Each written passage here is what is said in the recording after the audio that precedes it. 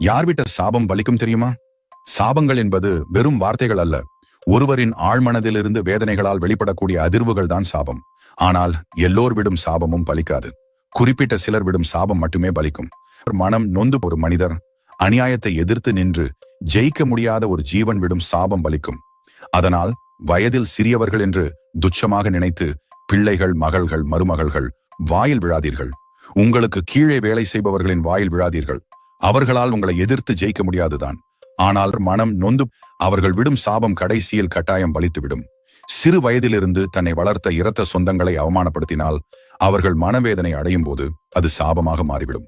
அடுத்தவர்களிடமிருந்து பணத்தை ஏமாற்றி அதன் மூலமாக லாபம் சம்பாதித்தால் பணத்தை இழந்தவர்கள் மனக்குமுறலுடன் விடும் சாபம் கட்டாயம் பலிக்கும்.